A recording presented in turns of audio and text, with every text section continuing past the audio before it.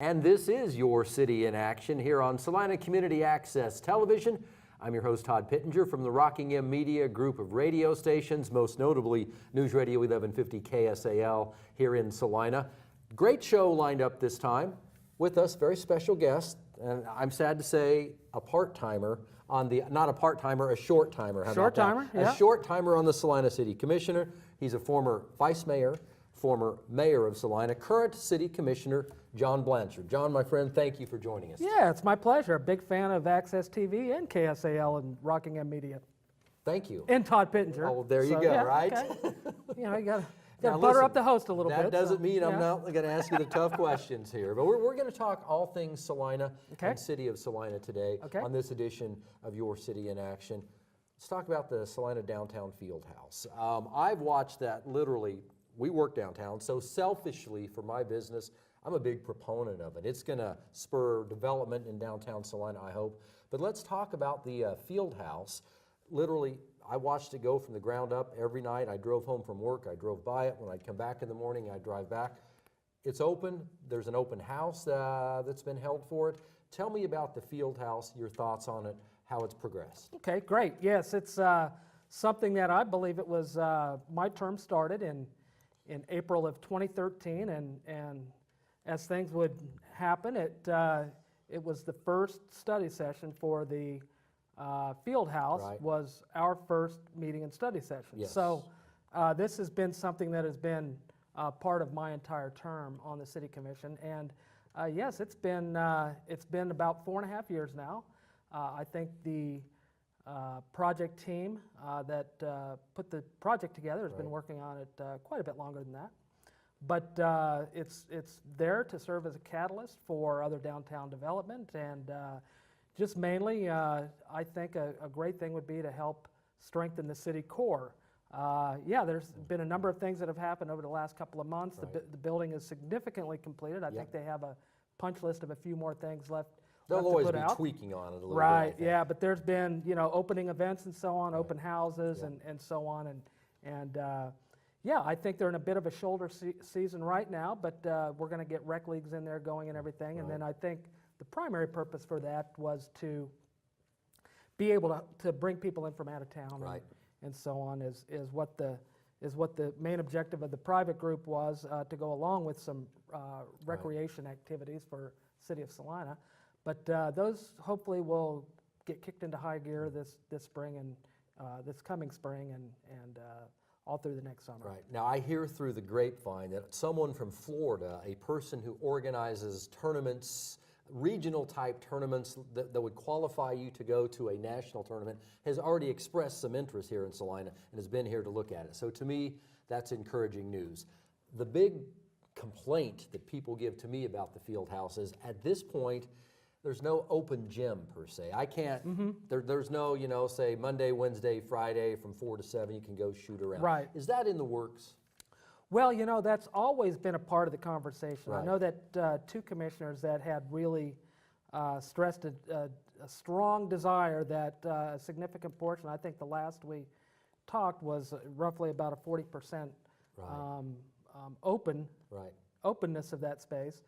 Commissioner Davis and myself kind of have that concern that it be open for things such as school kids in the neighborhood, but also some of the elderly folks that may benefit from having a safe, dry place to walk during the winter months. There's plenty of room in there. Right, there's plenty of room. So we're hoping that we'll be able to get into that. It is a hybrid operating model in the sense that there was a desire not to strongly compete with a lot of what the Salina Family YMCA does because of concerns on their part, and our desire to keep that as strong as possible because they do provide a strong community benefit to us.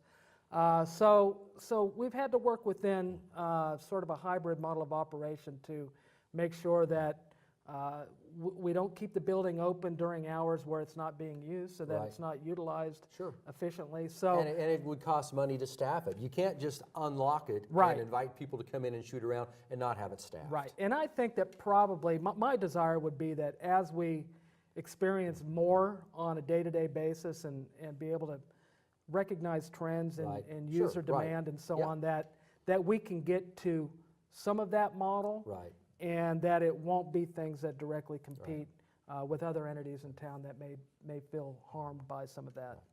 Again, this is Your City in Action here on Salina Community Access TV. Todd Pittenger joined today by special guest, Salina City Commissioner John Blanchard. Let's talk about, all right, all along they'd said that the field house, once it comes up, it will be kind of the catalyst for more development in downtown Salina. What I see right now, I look out the window from the radio station, 3rd floor of the town site building. I've got a great view of another thing coming to life before my eyes, KU School of Medicine. And since they've announced that they are moving to downtown from Salina Regional Health Center, they've also announced they're going to start a nursing school here now as well. That's one piece of development that is happening downtown.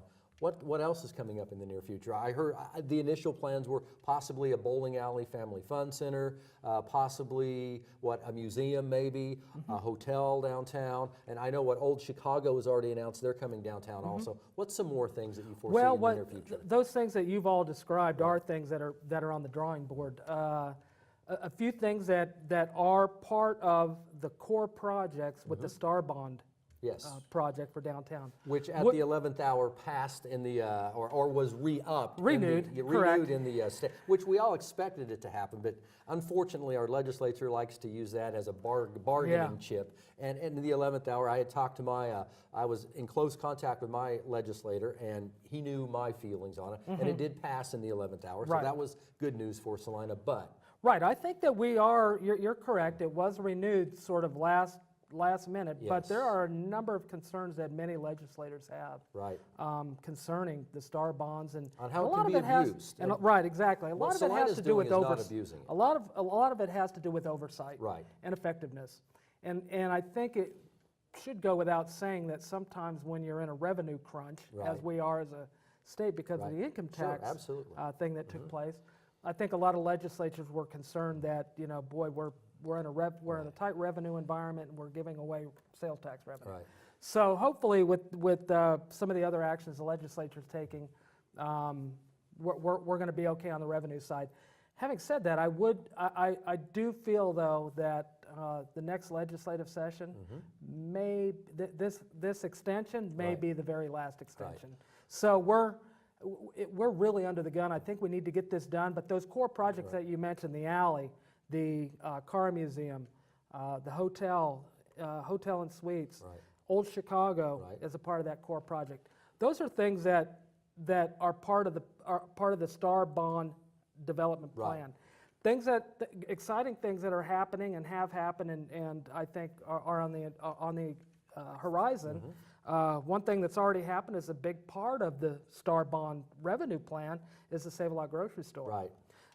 If you look at that and a lot of the redevelopment that's happened between there and the Burger King and the community theater and the Remax building and so on, that's and the hair salon. I mean, there's been a lot of redevelopment around there. So catalysts have already taken place there, and you come up the street and you look at what they've done with the Flower Nook and not just with the building, but how they're programming some of those spaces with artists and everything else. And even with the building partners, that the radio station is, the town site building, on the 3rd floor are our radio station. We have 6 radio stations on the 3rd floor.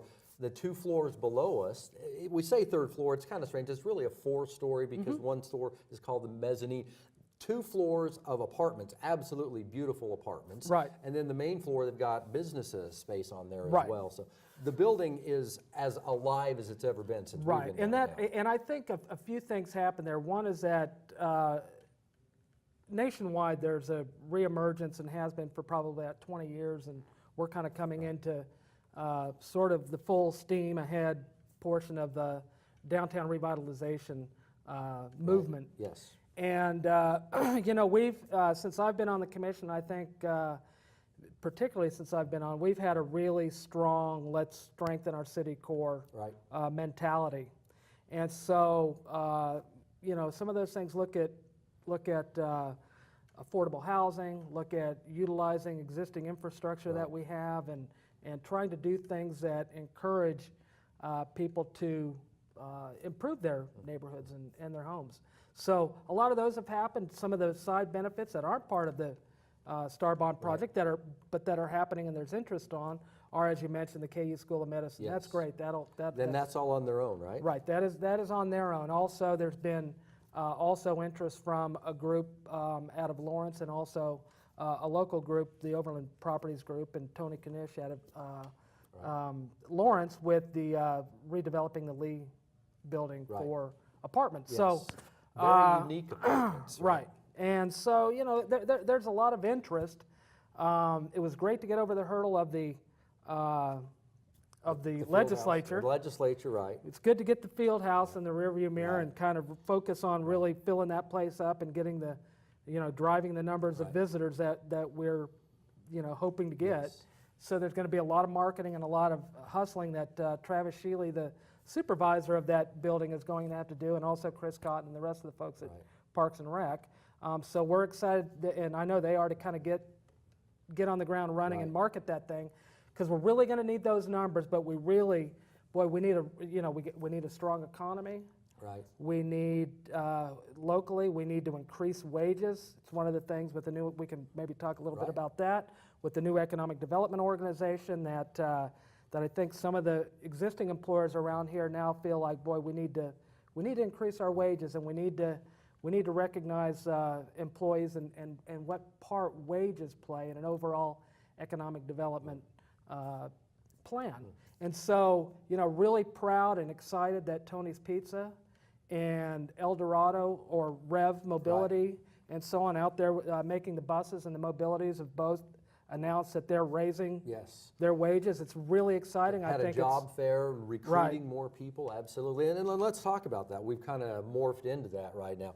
I've talked, I think, everyone who's running for Salina City Commission, and to a T, every single one of them says, you know, what's one of the main things you hear? Jobs. We need more jobs in Salina. We need better paying jobs in Salina. Right. How do we get you mentioned Tony's, you mentioned El Dorado. It's not called El Dorado anymore, but how do we maintain this momentum? Well, I tell you what, it's one of the things that people always will say is they'll say, well, the city needs to focus on getting better paying jobs. We need better paying jobs. Well, here's the thing. First of all, they're absolutely right. Yes.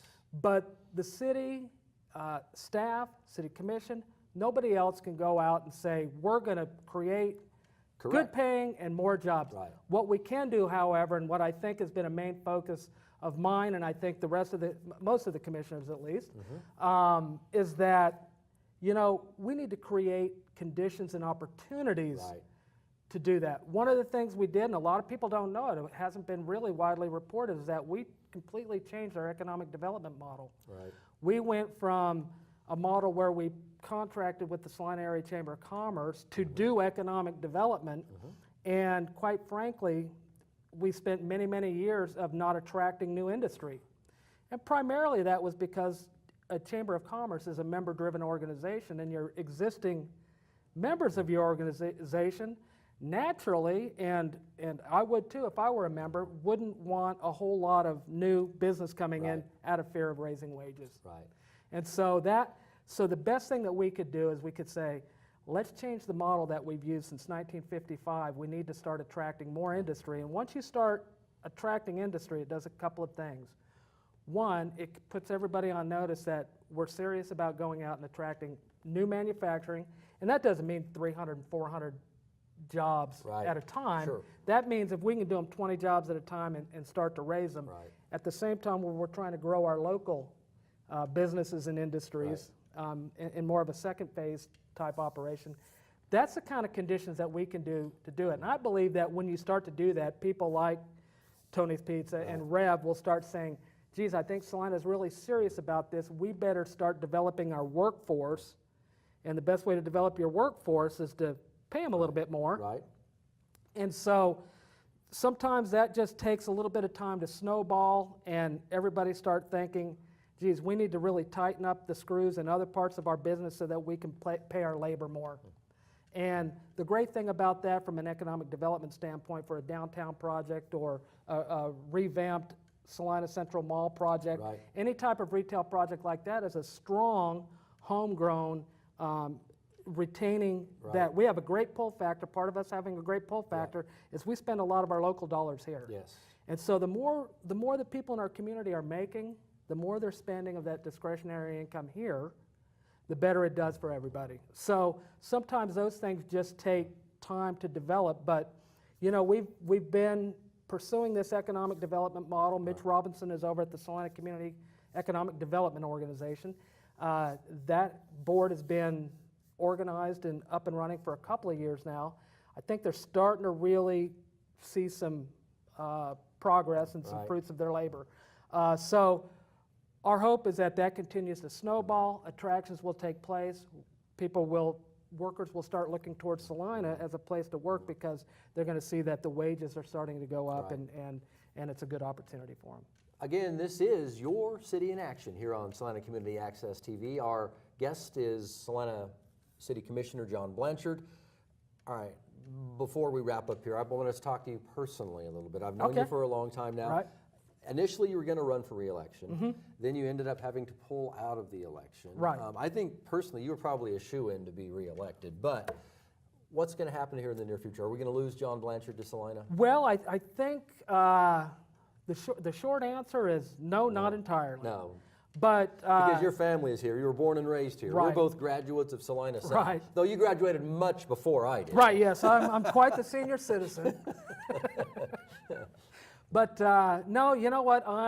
Prior to coming back to Salina full-time, I came back full-time to Salina probably around 2011, 2012. Right. Prior to that, I was a little bit part-time, had come here to spend more time with family and remodel my parents' kitchen because the housing market in Utah was horrible. And being a land planner and in real estate development, it was not a great time to be there, but now's a really good time to be there. There's three of the fastest growing cities in the United States are located right there in the Wasatch Front. I need to get to an opportunity to do more of my career. It's all things in my career, planning and everything. Everything's cyclical. It comes back around. Yep, and so really now's pretty much the time. But you know, it's my family is all still here. I still plan to spend a significant amount of time here on a part-time basis. But in order to serve on the city commission, you pretty much have to be here every Monday. Yes. And I can say this, that I've been on the commission now about 4.5 years, and when I'm done, it will be, we talked about this earlier, it'll be about nearly 5 years. Nearly 5 years. And within that time, I have had a perfect attendance. So it's one of those things where I felt like, boy, if I'm going to be missing meetings, I need to take note of that for when I write the story about John Blanchard's last meeting. So it's so I just feel like the citizens of Salina deserve people that are here full time, that are committed full time, because I can guarantee you that I have been fully committed to the job that I've been elected to do over the last 4.5 years. Well, we do appreciate it, and thank you for your service. It's not an easy thing, as you know, to put your name on that ballot, and I'm sure, you know, you hear from people all the time, and typically, if you're anything like my business, the only time you really hear from someone is when they've got some sort of a gripe or they don't like something you've done. So typically, they're the loudest that you hear from. So. You know, and those are, but I will tell you this, I do have to give a big pat on the back to the citizens of Salina, because, you know, I'll tell you, there are a number of people that will grumble, but by and large, and it's, we're not going to argue about that comment, but I got to tell you, my experience has been that people have been very gracious, very, very generous with their thanks for the service and so on, and quite frankly, I've found that people want to be involved, but they're just looking for that opportunity to be involved, and I hope that in some small measure, I've been able to encourage some people that, you know, you have a voice, please use it. So, my fondest memory, or the one thing I will always remember about John Blanchard, I think it's when you were mayor, I went to a professional wrestling match. And who was it in a striped shirt in the middle of the ring refereeing that match? It was one John Blanchard. Well, you know what? When the Natester says, hey, Mayor, would you consider being a referee? You know, you say, hey, this is a part of the community that doesn't probably normally see the mayor out there doing this. So I thought, you know what? You guys are every bit as citizens as everyone else. Absolutely, yes. And you mentioned that. It's like there are a few things that that I do that were fun, and some that are real meaningful. And, Right. and I just have to say, one of the things that the Optimist Club every year puts on a Special Olympics tennis tournament. And since I've been on the commission, I've tried to attend all of those. I think I've made all but one. And you know, it's just a dedicated group of people that same faces every year. And I'll leave folks out, so I won't, but they know who they are. And but you know what? It's great things like that you have the opportunity. That you know, people have no idea who John Blanchard is, but they associate the mayor. Right. Yeah. And I think that one of the things that we can do as elected officials is kind of give that feeling of people that, you know, you mean something to us, and we'll be there. And one of the things that really kind of brings that full circle to is that recently we've worked to rename, Commissioner Hodges worked quite hard with former Mayor Karen Graves to rename the Tony's Pizza Event Center Plaza, the public plaza out front, the Karen M. Graves Plaza. And it does two things. One, it recognizes her achievements as the first female mayor and a lot of the things that she's done that have touched a lot of people over the years. But also, if people will notice when it gets put up there, that we give a little pay homage to the bicentennial, because there'll be a little logo of the bicentennial on there as well. So, Salina City Commissioner John Blanchard, thank you so much for joining us. And I'm going to try, before your tenure is up this December/January, we'll try to get you back on, okay? Okay, cool. This has been Your City in Action here on Salina Community Access TV.